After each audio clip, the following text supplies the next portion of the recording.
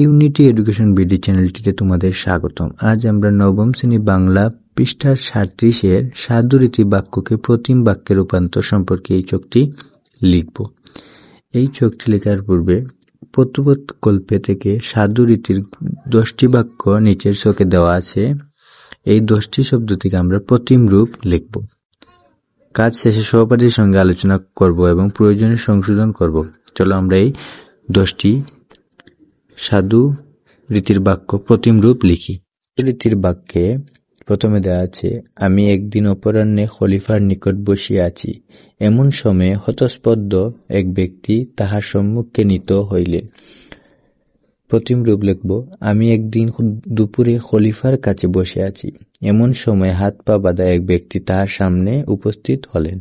2 নম্বরে, তুমি এ ব্যক্তিকে আপন আলয়ে লইয়া গিয়া রুদ্ধ করিয়া রাখিবে এবং কল্য আমার নিকট উপস্থিত করিবে। প্রতিম রূপ লিখব, তুমি এই ব্যক্তিকে নিজের বাড়িতে নিয়ে গিয়ে আটকে রাখবে এবং কাল আমার কাছে উপস্থিত করবে। 3 নম্বরে লিখব, তদীয় বাপ দর্শনে স্পষ্ট প্রতীত হইল তিনি ওই ব্যক্তির উপর অত্যন্ত ক্রুদ্ধ হইয়াছেন। তার বাপ দেখে স্পষ্ট মনে হলো তিনি ওই ব্যক্তির উপর অত্যন্ত রাগান্বিত হয়েছেন।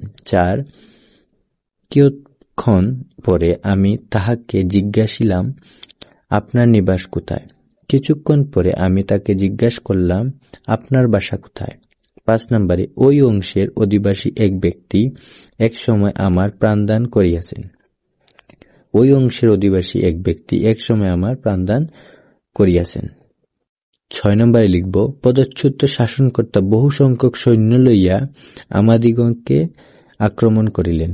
পদচ্যুত শাসনকর্তা বহু সংখ্যক সৈন্য নিয়ে আমাদের আক্রমণ করলেন।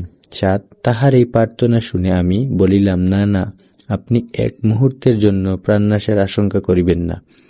তার এই প্রার্থনা শুনে আমি বললাম, না না, আপনি এক মুহূর্তের জন্য প্রাণনাশের আশঙ্কা করবেন না।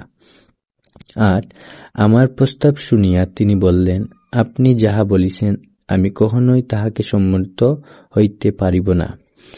আমার প্রস্তাব শুনে তিনি বললেন, আপনি যা বলেছেন আমি কখনোই তাতে সম্মত হতে পারব না।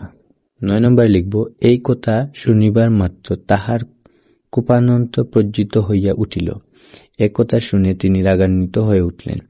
তিনি এই সকল কথা কর্ণগোচর করিয়া কিছুক্ষণ মনালম্বন করিয়া রহিলেন। তিনি একথা শুনে কিছুক্ষণ চুপ করে রইলেন। এই ছিল তোমাদের 10টি প্রশ্ন।